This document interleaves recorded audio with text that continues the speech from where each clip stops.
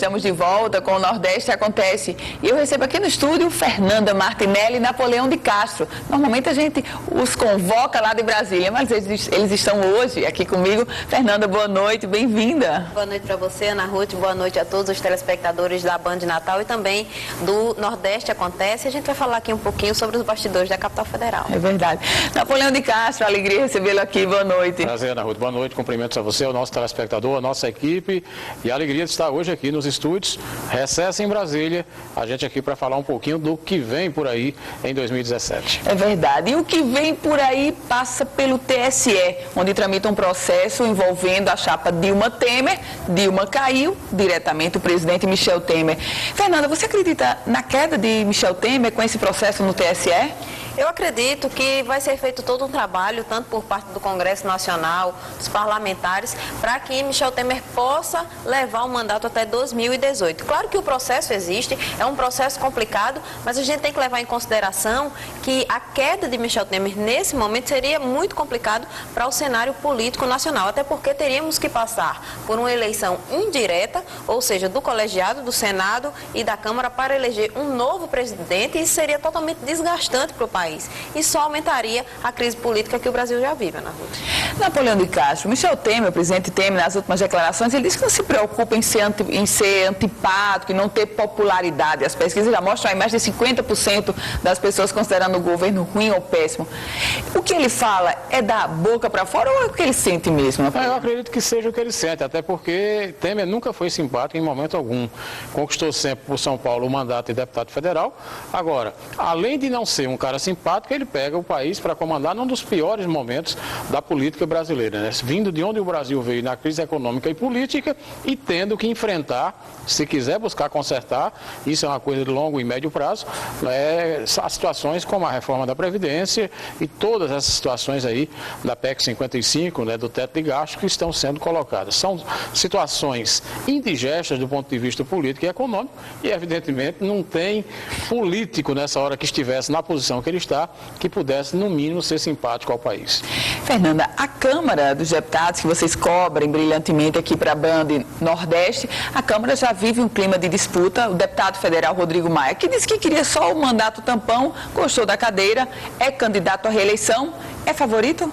É favorito. Inclusive, os outros concorrentes, que são o deputado Jovair Arantes e também o deputado Rogério Rosso, não estão demonstrando essa popularidade entre os próprios parlamentares. A gente tem lá o Centrão, que após a colocação dessas candidaturas, se dividiu bastante. E Rodrigo Maia vem fazendo um trabalho de conquista em relação tanto aos parlamentares que não fazem parte desse Centrão, como também os dissidentes. Originalmente, esse Centrão ficaria ao lado de Rogério Rosso, mas dentro do próprio grupo ele acabou criando antipatias. E esses dissidentes foram para Rodrigo Maia. Ele agora tem percorrido o país com reuniões com parlamentares de todos os estados e com certeza deve ser um dos nomes favoritos à presidência da casa novamente. Ele que não iria disputar, como você mesmo citou, mas que acabou aí gostando do poder, né, da presidência da Câmara e deve ser um dos favoritos. Napoleão de Castro, quando a gente fala de Câmara, a gente lembra de um cidadão, que eu acho que você já ouviu falar dele, Eduardo Cunha, que está preso em Curitiba. Você acredita em delação de Eduardo Cunha? Esse silêncio dele é traduzido pelo quê, Napoleão? Principalmente pela preocupação dos parlamentares em Brasília, não tenha dúvida disso. Há hoje um sentimento, Eduardo Cunha, ele estaria para a política brasileira como esses homens bombas, esses talibãs, né, que colocam um cinto de explosivos e a qualquer momento, em qualquer lugar no mundo, eles estão explodindo e matando pessoas, inocentes ou não. Eduardo Cunha, o cinturão dele não é só para inocentes, até porque quem estava exatamente convivendo com o esquema montado por Eduardo Cunha sabe muito bem o que praticou. Há um clima, há um sentimento de preocupação, numa base pelo menos de uns 70, 80 parlamentares, envolvendo diversos partidos em Brasília e, evidentemente, além das 69 delações que faltam da Odebrecht, essa, sem dúvida alguma, Ana Ruth, é a mais explosiva, esperada e temida pelos parlamentares em Brasília.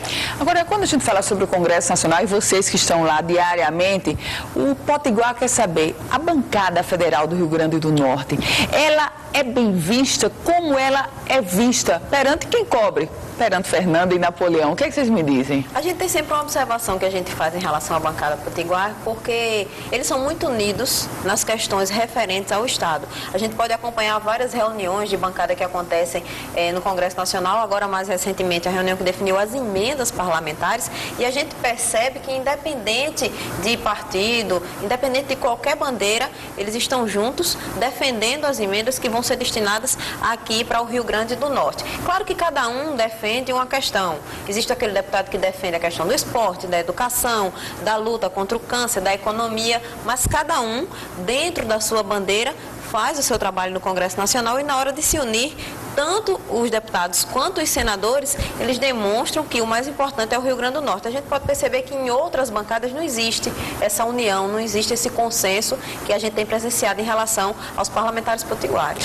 Napoleão de Castro, saindo do olhar do Rio Grande do Norte, focando o nosso olhar em 2018, eleição, o que é que você espera do pleito? Tudo aquilo que você estava conversando há pouco a respeito da eleição aqui da Associação de Municípios do Rio Grande do Norte. 3 chapas, todas 3 com apoio político. Não é diferente em Brasília. Não se fala nada, não se trabalha nada neste ano de 2017 que não seja com a visão de futuro, com a perspectiva de uma eleição presidencial e também para os governos estaduais que acontece já no ano que vem. São as arrumações políticas e em cima disso, Ana Ruth, tem o que vai acontecer com essas delações, que momento político a gente vai viver em 2017 e até onde a perspectiva desta fatiada reforma política que está sendo debatida no Congresso, ela vai influenciar se tem ou não tem coligação, se não tem reeleição para cargo executivo, se não tem financiamento de campanha, se não vai poder juntar os pequenos partidos e formar aqueles chapões de terminar elegendo um deputado federal, um deputado estadual.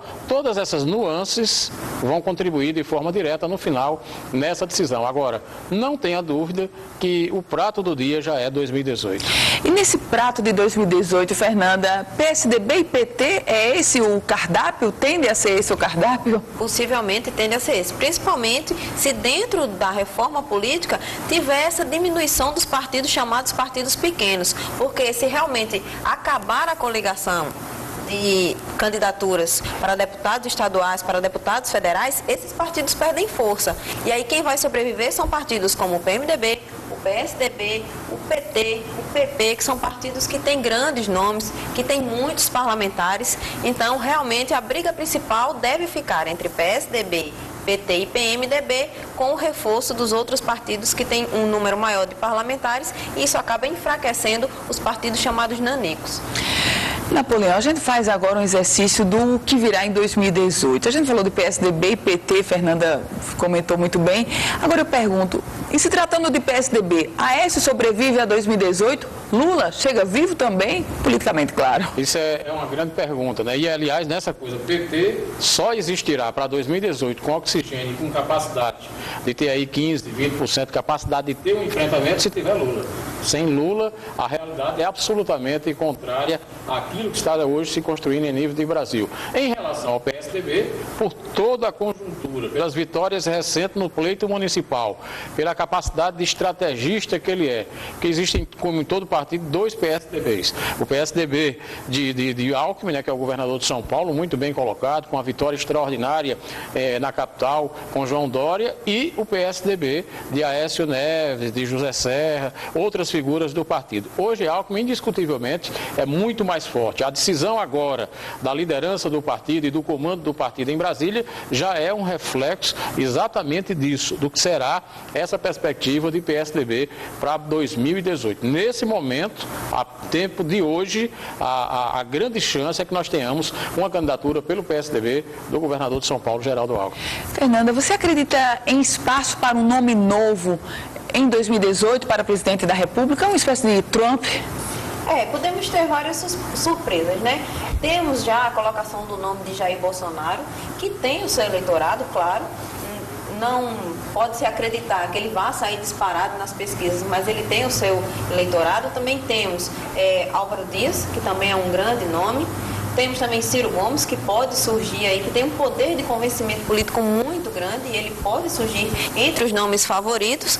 Vamos ter um quadro totalmente de surpresas, porque podemos ter Lula, não podemos ter Lula. Aécio Neves, como a gente vinha se falando agora nele, ele foi se enfraquecendo por causa das derrotas que acabou obtendo durante esses últimos anos. Então vamos ter uma caixinha de surpresas e 2017 pode ser o ano que vai determinar qual o quadro definitivo que vamos ter para as eleições de 2018. A gente conversou aqui no estúdio com os correspondentes da Band na capital federal, Fernanda Martinelli e Napoleão de Castro. Alegria recebê-los, muito obrigada. Alegria toda nossa. Vamos estar de volta depois do dia 25, acompanhando tudo que acontece nos bastidores de Brasília e trazendo todas as informações para os telespectadores da Band Nordeste, Ana Ruth. Napoleão. Fernanda já disse tudo, um grande abraço, muito obrigado a você, Ana Ruth, a toda a nossa equipe e especialmente a você, nosso telespectador, que diariamente nos recebe direto de Brasília. Boa noite, minha gente. Boa noite. Se você quiser rever essa entrevista completa, é só acessar politicaemfoco.com, um site especializado na política do Rio Grande do Norte e do Brasil. O Nordeste Acontece vai ficando por aqui. Você acompanha agora o Jornal da Band. A gente volta amanhã nesse mesmo horário. Ótima noite para você.